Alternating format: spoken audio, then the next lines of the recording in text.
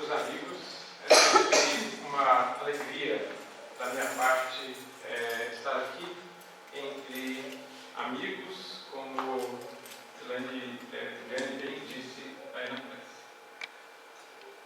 O tema que me foi sugerido, de fato, é uma pergunta. Faltou de um ponto de interrogação. Quem tem medo da morte? Eu preciso dizer que nós todos temos medo da morte. Porque nós nos protegemos por uma questão de instinto. Mas a doutrina espírita, ela trouxe uma contribuição que diminui esse medo.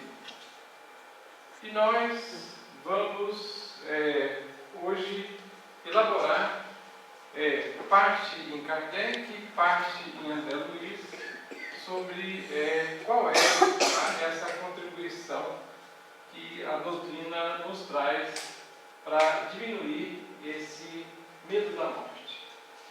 Eu trago um caso, é uma ilustração de um trabalho que amigos da Sociedade Espírita Mãos Unidas de São Paulo faz.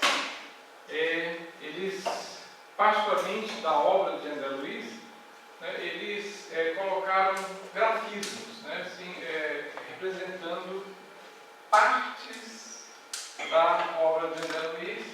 E aqui, se vocês morrerem de curiosidade, é do livro Obreiros da Vida Eterna. Então, André Luiz faz uma passagem sobre 6 casos, sendo que 5 são de desencarnação, e ele descreve como se dá o processo de desencarnação. Vocês têm que ir lá ver, a gente vai ver aqui 3 casos. E um deles, que representa a pergunta que é o título desse material, é o caso de Cavalcante. O caso inteiro é muito interessante. Vocês têm que ver lá, e eu não vou poder discorrer sobre o caso. Mas o que me interessa do caso é que André Luiz descreve o trabalho de espíritos que nos apoiam no momento da desencarnação. Eles nos dão passes, prenunciando a separação entre espírito e corpo físico.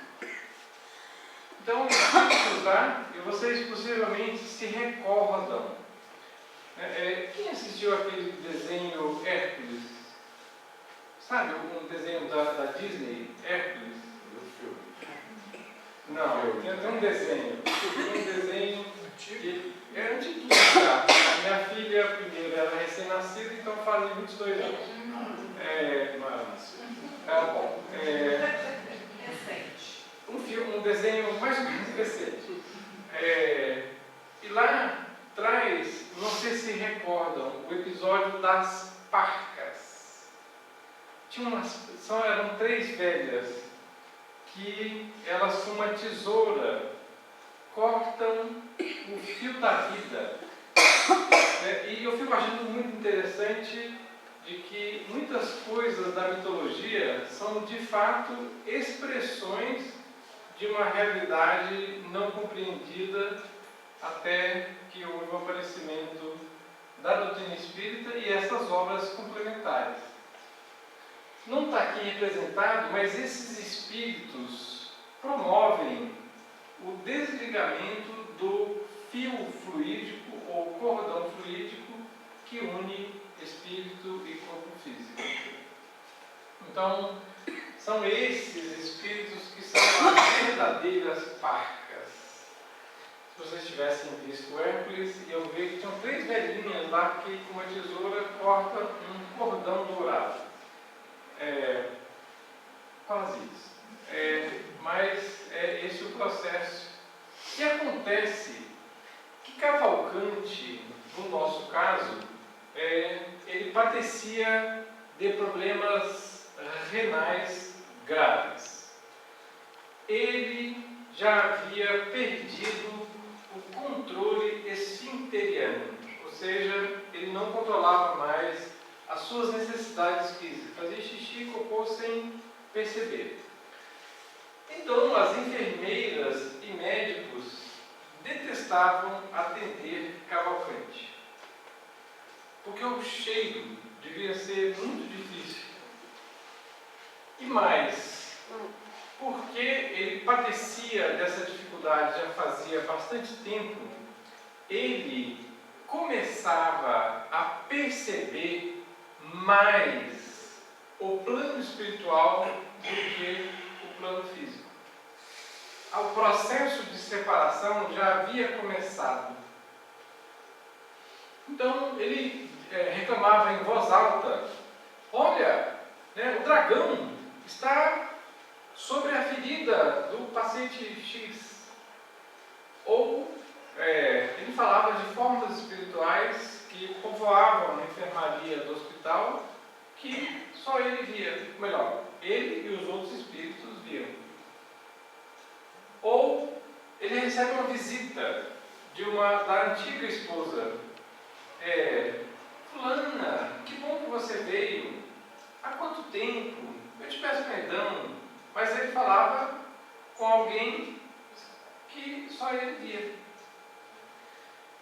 Então, todos achavam que ele estava paranoico, esquizofrênico, na verdade.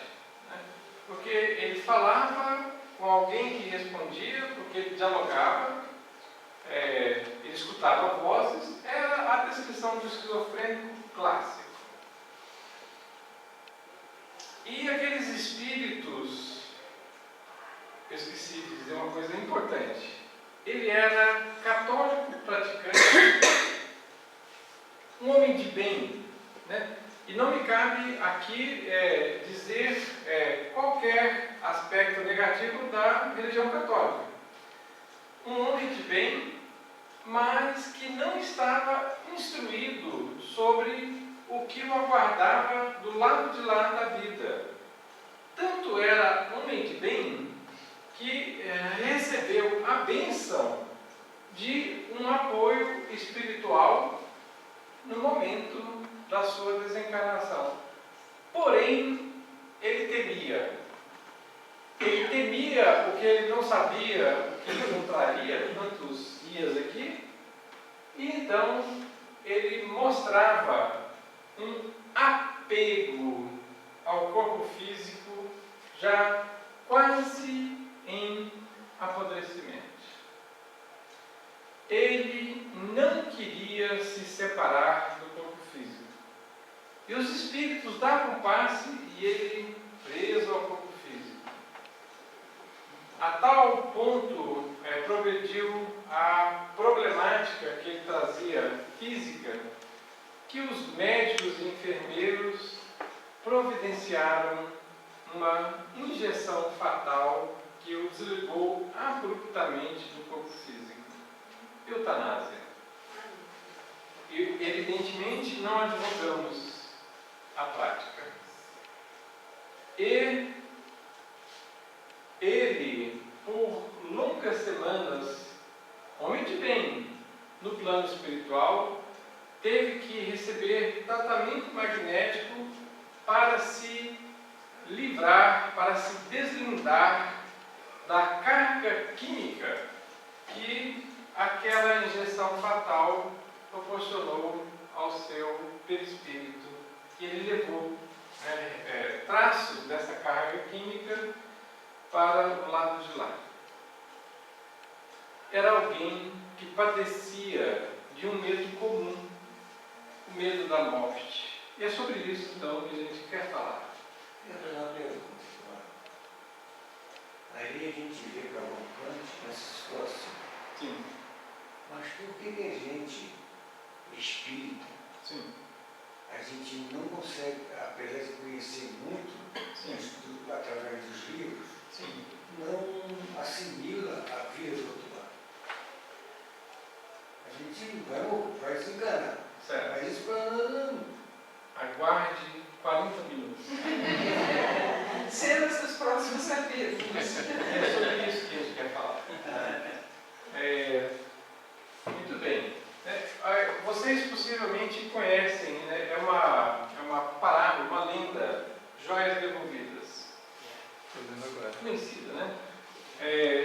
Era um casal no Oriente Médio que tinham filhos que eram verdadeiras joias. E certa vez o marido, chefe, né, de uma grande tribo, ele teve que se ausentar. Um homem severo, ríspido, muitas vezes, mas amoroso com a família. E na prolongada ausência, os filhos adoeceram e vieram a óbito. E a esposa, temendo pela rigidez do marido, pela rispidez do marido, então começou a elaborar o que ela diria a ele quando ele chegasse. Ele chegou depois de meses fora ali daquela tribo, posso dizer assim. Foi recebido com um festim, comida, música, porque ele estava de volta. E depois de várias horas em celebração, ele perguntou: mulher, onde estão os nossos filhos?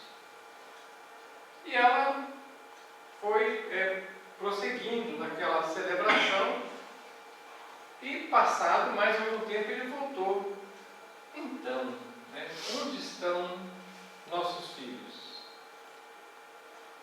E ela então procurou em particular e disse: olha, eu preciso te dizer algo muito grave.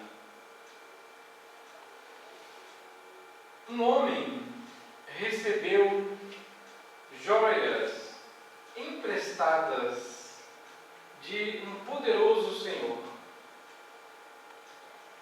E esse homem, vendo o valor dessas joias, a beleza que elas tinham, quis ficar com ele essas joias que lhe foram emprestadas. E um dia esse senhor voltou para pedir as suas joias. E ele quis ficar com as joias. O que você recomenda? Mulher, qual a dúvida? Devolva imediatamente essas joias. Mas essas joias são preciosas. Você precisa ver as joias. Mulher, não questione, devolva as joias. E ela então teve a coragem então de dizer a ele: essas joias são seus filhos, nossos filhos. O Senhor da vida pediu-as de volta e eu as entreguei. Então ele teve a mesma lealdade com a esposa de reconhecer que essas joias que estão conosco, que às vezes se chamam filhos, às vezes se chamam esposa, esposo, não são nossas. Elas são emprestadas. Portanto, não faz sentido eu dizer: perdi minha mãe, perdi meu pai. Não perdeu. Você devolveu ao Senhor da vida essas joias que estiveram com você durante alguns anos. Esse é o sentido da separação que a desencarnação promove. Nós não podemos esquecer dessa realidade. E aí a gente começa a responder a sua pergunta. Não fique achando estranho E nós vamos até falar por que nós temos que ter, inclusive, medo da morte. Nós não podemos encarar como se fosse um fato corriqueiro. Nós, certamente, o Espiritismo nos demonstra isso aqui. Nós tivemos várias encarnações. Essas encarnações nos trazem hoje experiências. Repetindo Joana de Ângeles, nós somos o resultado das nossas ações passadas, das nossas ações transatas. Todo o acervo que você acumulou antes resulta em o que você é hoje. E você dispõe do presente de agora para plantar o seu futuro. Nós somos resultados das nossas encarnações anteriores. E nelas, nós certamente não vivemos a experiência religiosa de conhecer a doutrina espírita. Por uma razão muito fácil de entender. O Espiritismo apareceu em que ano mesmo? Quase, um pouquinho antes. 1857. 1857 foi a publicação do primeiro livro que nós podemos dizer espírita, o Livro dos Espíritos. Então, eu sei que vocês são bastante jovens, na faixa de 20 anos. Provavelmente não tiveram uma outra encarnação no século passado. Porque nós somos do século passado. Do milênio passado, imagina. Provavelmente a nossa última encarnação foi no século XIX. Tudo bem? Essa matemática aí? 1800 e pouco. 1800 e tanto. Isso. Então, você pode ter ouvido falar do espiritismo aí, mas você dificilmente conheceu a doutrina espírita. Você provavelmente, se viveu aqui no Brasil, você foi católico. Provavelmente, 90% de nós brasileiros éramos. Então, você provavelmente foi católico na outra existência. Tendo sido católico, você acreditava em penas eternas. Cometeu aquele pecado, agora para sempre no inferno de fogo e outras coisas. Mas de penas eternas. Você, possivelmente, se tivesse posses, você comprou indulgências. Sabe o que é isso? Você matou, roubou e traiu? A indulgência é mais cara. Mas você é passível de ser perdoado comprando uma indulgência de $130 mil. Você acreditou nisso? Conhece esse episódio da mãe que desistiu do céu? É o título de um livro do Mário Tamacia. A história é um pouco infantil. O livro não é infantil, mas a história a história que dá o nome do livro. Então, houve uma mãe que teve mais de um filho e ela gostava dos seus filhos. Uma mãe muito boa. E o filho, mais ou menos, assim, era mais parecido assim, conosco mesmo. E o filho, por conta de desregramentos, partiu de volta ao plano espiritual mais cedo do que a mãe. E um dia, a mãe também voltou ao plano espiritual. Mas a descrição de Tamacia é uma lenda, é de acordo com o céu católico. Ela chegou, aquele portão bonito, ela bateu. Olha, a senhora já era esperada aqui. Qual mesmo o nome da senhora?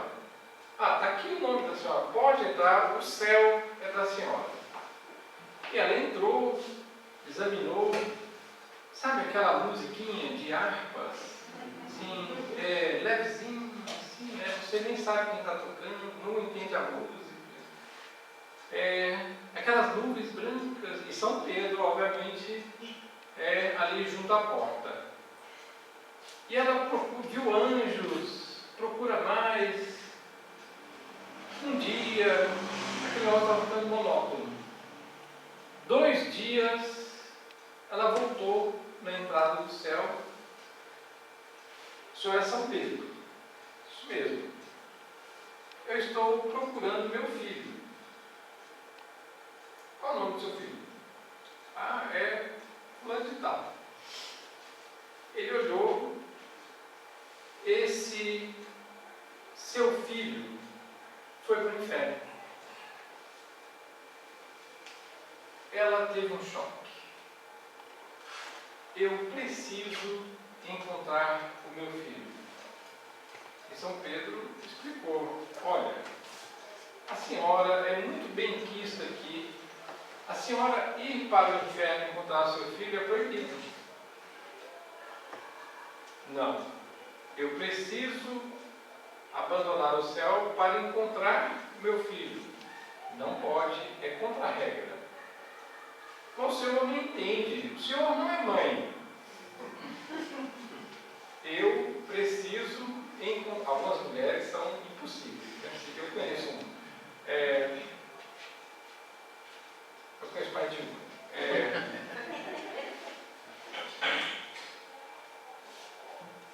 Eu preciso encontrar meu filho no inferno. Como isso é proibido, eu não posso permitir. Mesmo porque, se a senhora desistisse do céu, a senhora ficaria eternamente no inferno. Ela insistiu: eu preciso encontrar meu filho.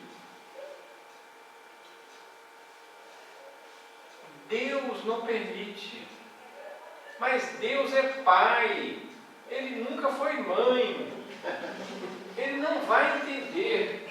Eu preciso encontrar meu filho.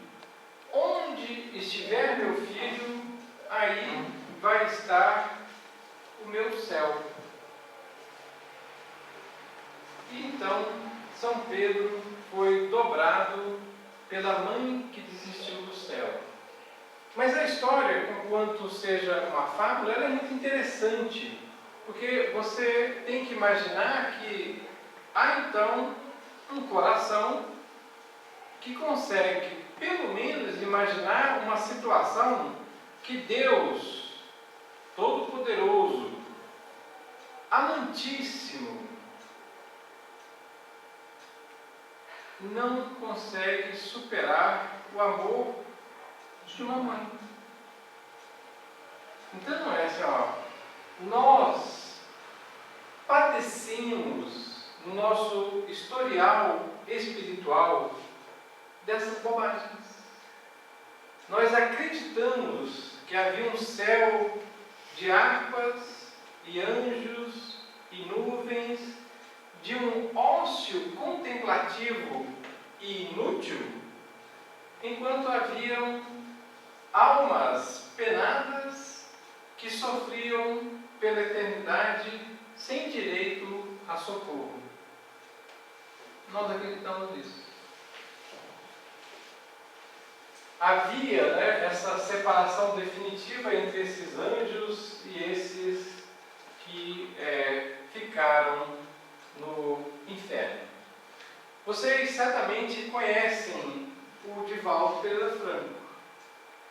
Talvez não conheçam o episódio que cerca a mãe do Divaldo e a irmã. Ele teve uma irmã, aliás, para quem não sabe, foi por causa da irmã que ele começou a adotar crianças. Vou tentar ser bem breve, porque o tempo ruge.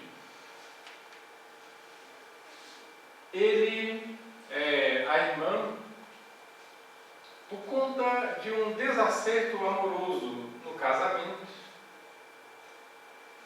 ela optou pela saída, que não é saída nem solução, do suicídio. E a mãe do Divaldo, portanto a mãe da irmã, óbvio, né? É assim que é mãe, pai, família e filhos. Ela quis enterrar a filha no cemitério católico. Não sei se vocês sabem, não pode. O suicida não pode. E quando ela foi informada pelo padre, a quem ela venerava, que não podia, ela disse: olha, eu sempre respeitei o Senhor, mas a partir desse dia eu não entro mais aqui. De tal modo era a nossa ignorância ante o fenômeno da morte, por mais que seja dificultosa a situação do suicida, não merece uma piora na sua situação. E ela nunca mais esteve naquela igreja em particular. Por que eu estou dizendo tudo isso? Esse foi o ambiente religioso, cultural, espiritual que nós vivemos antes. Então, para que nós nos libertemos desses hábitos mentais de antes, vai demorar um pouquinho mais. Você vai ter que estudar mais, até que possa introjetar esses novos conhecimentos em você e passe a entender melhor como vai ser a vida no pós-túmulo. Nós todos temos esse desafio, né? Não só por conta dos aspectos culturais. Tem um hábito pior. Sabe aquele hábito nocivo? Pode ser tudo. Pode ser tabaco, pode ser álcool, pode ser tudo. Qualquer vício. Você os trouxe de antes. E hoje você está sendo convidado a superar. Consegue? Consegue? É só pergunta. Se conseguiu, consegue. Consegue começar. Esse processo vale a pena algumas encarnações. A superação de qualquer vício depende de você esforçar-se. Não depende de tomar passe, não depende nem mesmo de estudar o Evangelho. Depende de você querer, de fato, ser feliz. E passa por uma superação desses vícios. E está aí, né? Se nós vemos isso aqui, um paraíso sem sentido, de ócio, como eu disse, em ação, e de beatitude. Sabe o que é isso, né? Esse negócio assim, eu nem sei escrever o que é beatitude. E olha só, né? Imagens que nós associávamos à morte. Tem outras bem piores. Então, o que me desculpem, o que essas imagens trazem para você assim, sem pensar? Medo. Porque nós somos habituados a evitar, né, sabe o que é essa figura aqui? É a própria morte, né? O que significa o nome do conhecimento? Foice. O que significa?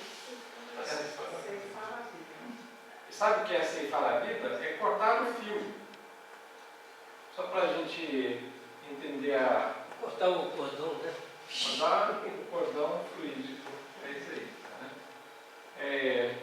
Mas tem mais. São essas imagens que faz com que nós queiramos evitar a morte. Esse conteúdo está gravado no nosso inconsciente. E ele nos desperta. Vou contar uma coisa. Eu tive, melhor, não é que eu tive. Uma tia da minha esposa, ela tinha um medo irracional de baratas. Baratas.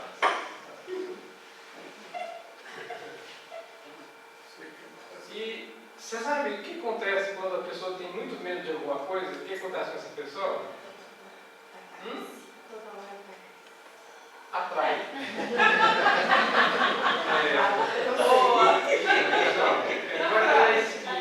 A barata vai em cima dela. Me conhecem já há algum tempo, né? Teve uma época assim, que eu organizei palestras no Vale, no Litoral, assim, eu fui danado. Assim, E um dia eu levei um palestrante de Minas no Litoral.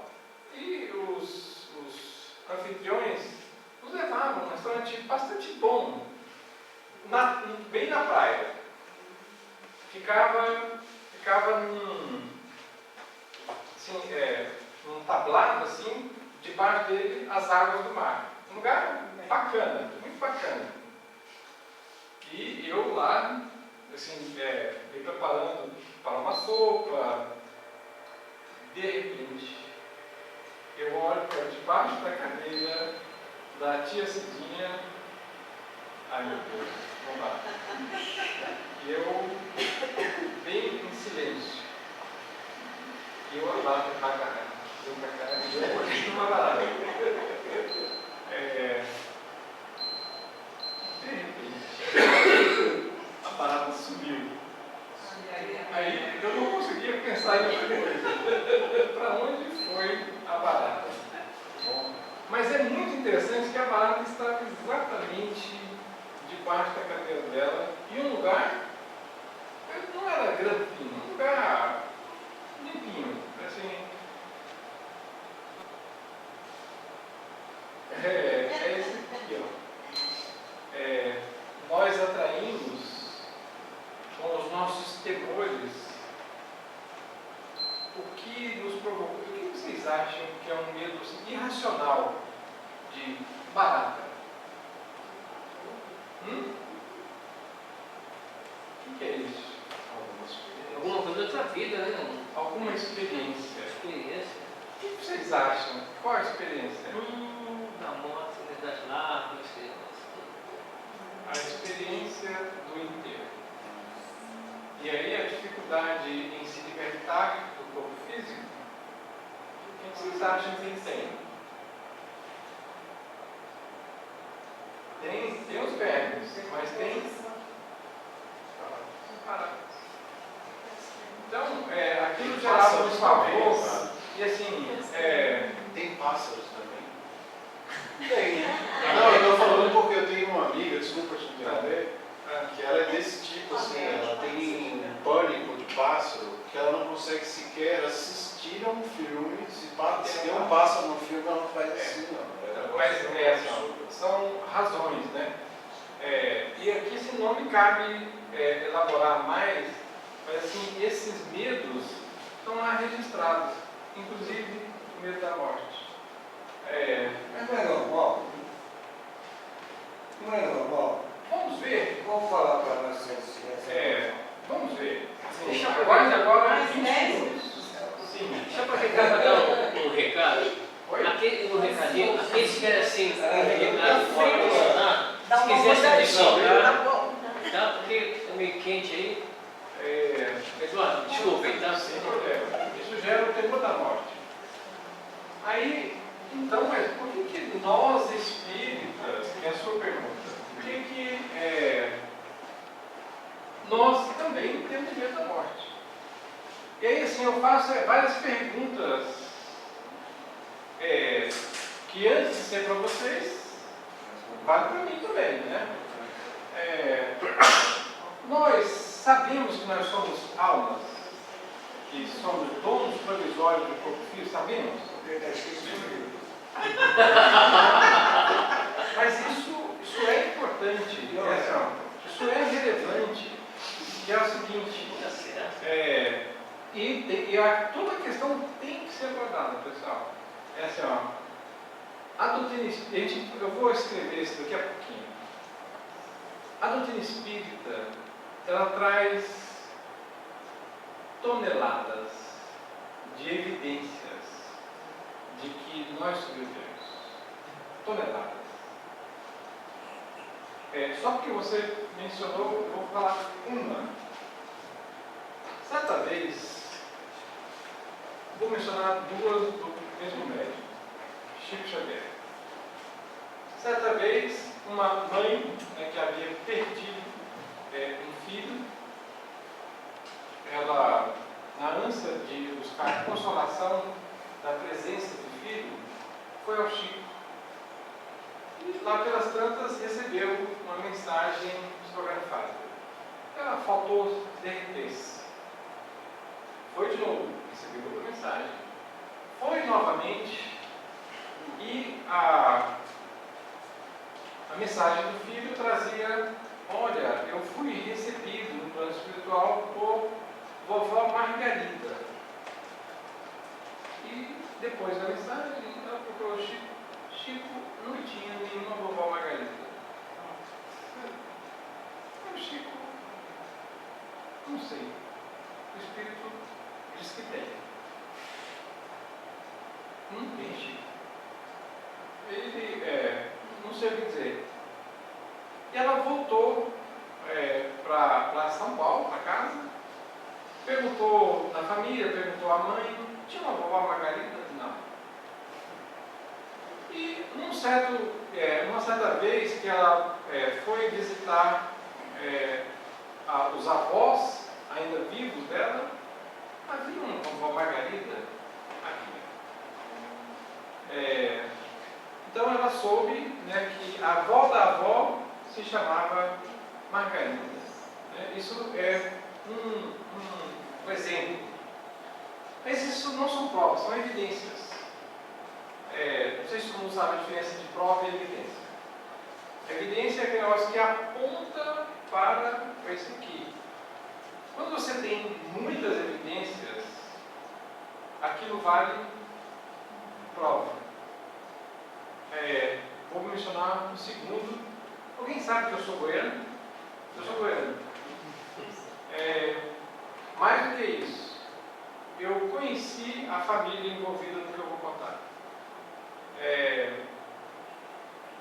Houve uma pessoa que foi acusada da morte de um menino. E a família do menino, havia um juiz que eu conheci pessoalmente, Dr. Brasil. Eu não sei o primeiro nome dele. Eu não me lembro do primeiro nome dele. E o colega foi acusado, foi ao tribunal, e a família, na ânsia de buscar consolação, foi até o Chico. E o Chico recebeu uma mensagem: ele não é culpado do meu infortúnio de ter perdido a vida física. E mais, o menino assinou. E compararam a assinatura com a assinatura do garoto ainda vivo. Sabe o que era? Igual. Acontece que o Chico não conhecia a família, não conhecia o menino e muito menos a assinatura do menino. Isso foi levado aos tribunais como prova de inocência do rapaz. E o rapaz explicou o que aconteceu. Foi acidente. E que era a mesma coisa que o filho, no caso o neto do Dr. Brasil, dizia que havia. Isso está nos livros. Então não é só que está nos livros. Isso está nos livros. Mas o volume de evidências é tamanha que não é possível nós sensatamente negar. Nós somos, de fato, espíritos encarnados, nós somos almas, e que sobreviveremos à morte do corpo físico. Mas, de fato, nós acreditamos que sobreviveremos. Porque muitos de nós agimos como se nós sequer soubéssemos de que sobreviveremos. Muitos de nós espíritas, que somos donos só provisórios de um corpo físico. É assim, ó. Imagina assim. Você vai fazer uma viagem para a Antártida. Está meio que na moda, né? Mas não está muito na moda. Ou melhor, você vai para o Everest. Esse era a moda. Está na moda. Como é que você se prepara? Me ajude rápido. Vai para o Everest. Fisicamente, roupa, sapato, oxigênio, comida, oxigênio, não certo, não.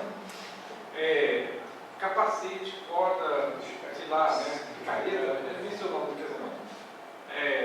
Cabana. Muitas cabanas. Está faltando mais. Guia. Um guia é necessário. Comida. Água lá deve estar tem bastante. Bom. Bom, tá bom. A questão é assim, nós teremos na nossa frente uma grande viagem. Nós nos encontramos preparados para ela. Quem vai acredita que sim. Se você acredita que está preparado para subir o Everest, você vai. Isso dá temores? Dá, mas claro que dá. Assim, ó, eu não me preparo para nem tempo, né? Assim, mas assim, eu subia aqui mais perto, né? Subia o Agulhas Negras, é pertinho daqui. Eu me preparava. Chocolate, água, comida, uma outra corda, eu subi montanha. Não parece, né? Não caiu, porque caiu. Não caiu. Ou se cair, foi tombinho, né? Mas é isso, né? Assim, você se prepara e vai. A questão é que nós nos questionamos sobre o nosso preparo. Sabemos disso, olha, que tudo que nós temos de material, nós temos que prestar contas, portanto nós devemos. Conhece essa contabilidade divina? Temos o que damos e o que temos devemos. Porque tudo que você tem de material, você presta contas. O que você doa de si, tanto material quanto em serviço, isso é seu para sempre. Nós só temos o que nós damos. Que tudo que nós temos, inclusive de pessoas que estão conosco, nós somos só mordomos, sabe? Aquele que vigia, porque não é seu. Nós às vezes não entendemos isso. Aí, mesmo sendo espíritas, a gente não se toca, assim, que o que está aqui é ilusório e transitório. É que nós temos que prestar conta. Então, por que ainda temos tanto apego ao que é ligado ao senso material? Somos. É porque nós ainda não estamos definitivamente educados que somos espíritos.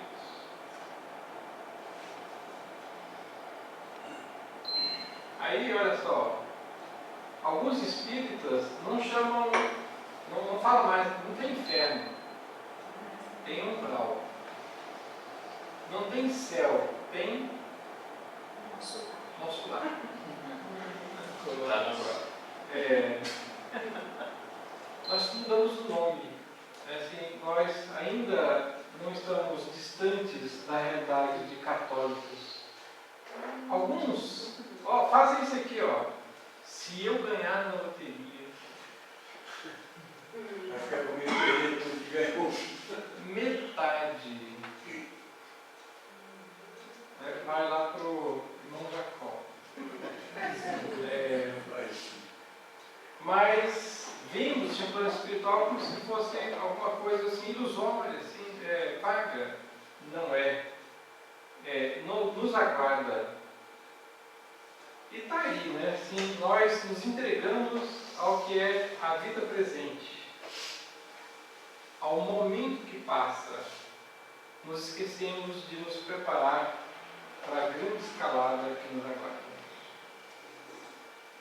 Que só uma lembrança engraçada. Nós ainda temos muito do homem primitivo. O homem primitivo tinha instintos. Mas tinha um muito importante, o de sobrevivência. Era isso que fazia com que ele exercitasse toda a sua inteligência, né, e isso nos fez progredir, sem dúvida. Só que nós ainda carregamos em nós o ser humano primitivo, né, de antes. E ainda é muito presente. O homem primitivo desencarnava, ou não? Desencarnava. Enquanto estava aqui na Terra, ele dormia e tinha sonhos. Vocês sabem essa? Quando você sonha, quando você dorme, para onde você vai? Você é espírito encarnado, para onde você vai? Depende da solezinha. Depende Do seu estado evolutivo. do seu estado. Então, aí você é bem evoluído, você vai para onde? Aí vai boas esferas, Boas esferas, tá bom. Aí você é bastante primitivo, você vai para onde? sai de perto da cama. É assim, ó. Você sempre vai buscar os seus Afins. afins. É regra. Você busca os seus afins. O homem primitivo que só se preocupava com a sua sobrevivência, instinto de sobrevivência, ele dormia e não saía do pé, não tinha cama, não saía da caverna. Quem que ele encontrava? Homens primitivos. Ele encontrava homens primitivos que estavam querendo uma só coisa: ficar vivo. Aqueles que já morreram queriam voltar à experiência da carne.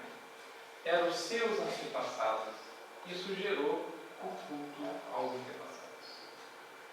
E aí é por isso que era muito comum, né, assim, o culto à caveira, ao crânio. Né? Só para a gente ver.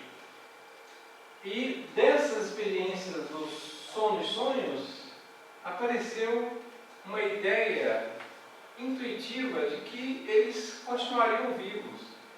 Não foi o Espiritismo que inventou a sobrevivência. Ele só descreveu bem. Mas, desde o homem primitivo, que já existia a ideia de que nós sobreviveríamos.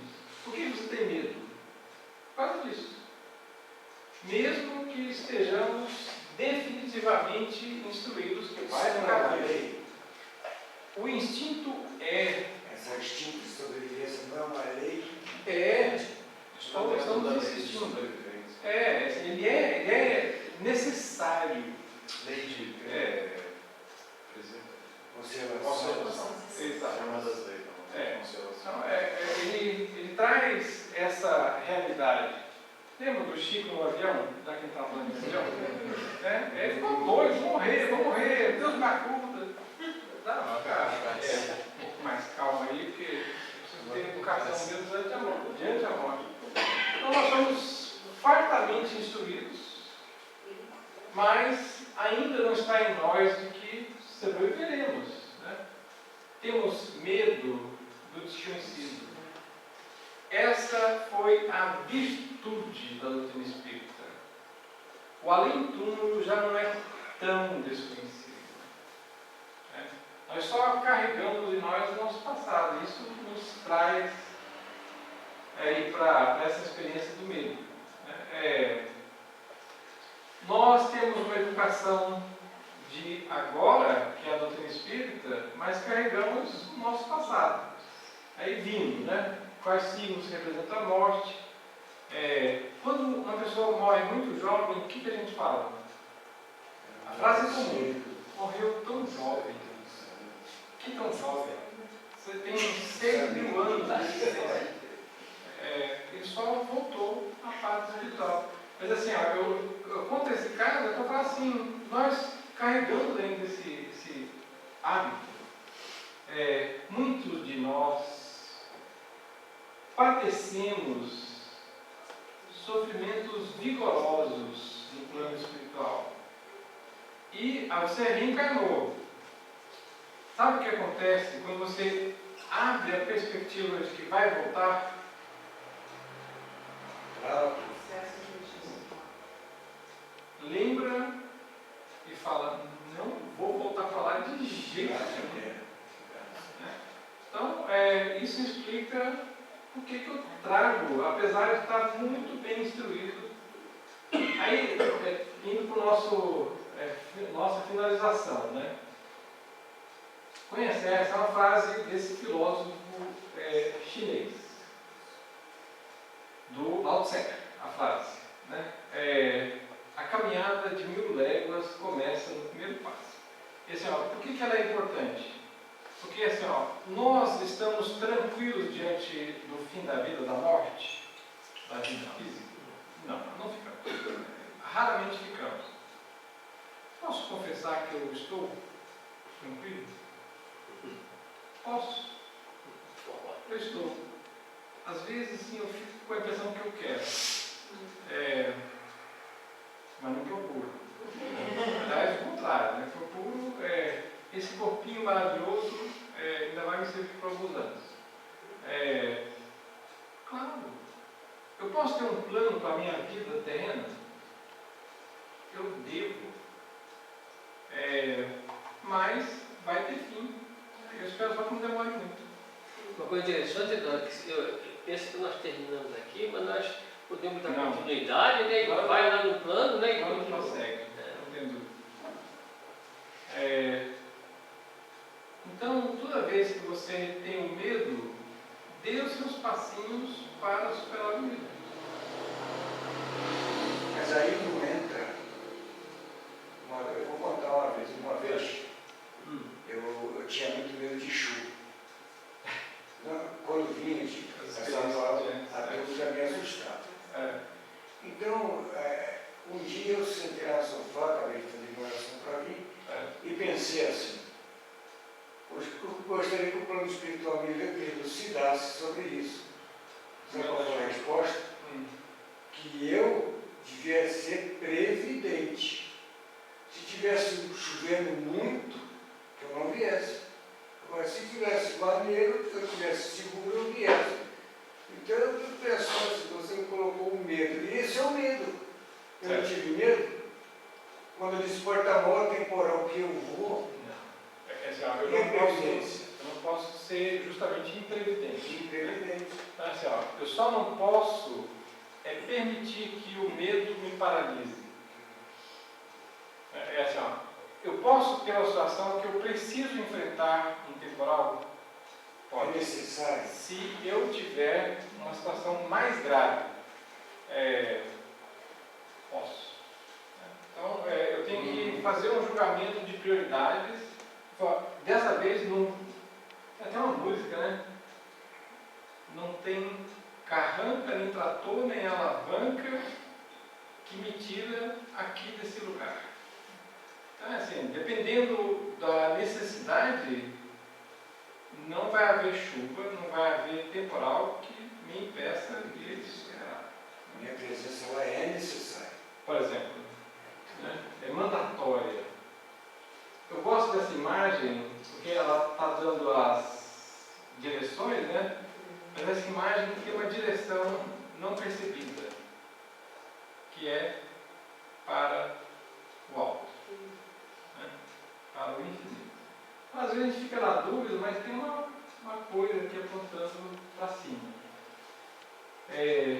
Tá aí, né? Eu preciso começar conhecendo o que me aguarda no plano espiritual. O Espiritismo traz isso, como nós falamos, sobejamente. Olha só, coisas que o Espiritismo me traz. Nada é perdido. Toda experiência está guardada. Nenhuma amizade, nenhum amor, nenhum sentimento fica para trás. Nós voltamos recolhendo esses amores. A certeza do reencontro é uma das belezas que o Espiritismo me traz. Que vale a pena praticar o bem. Que mais que tudo, vale a pena começar.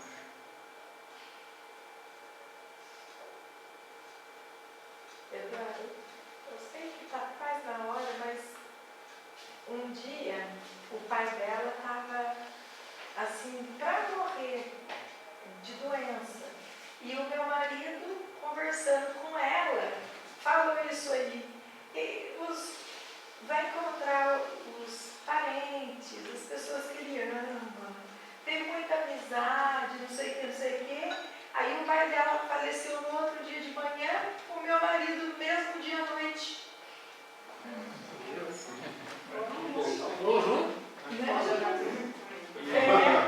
Verdade. Ainda falou pra mim, faz de conta que eu estou indo jogar truco. Entrou lá no hospital. A frase de encerramento para as nossas reflexões de agora e de depois está aí, é de Kardec, no livro, no capítulo que me serviu de guia para o nosso estudo de hoje. O medo da morte se enfraquece à medida que a certeza se forma. Ele, o medo da morte, desaparece quando a certeza se completa. Nós estamos nessa caminhada, todos nós. Né?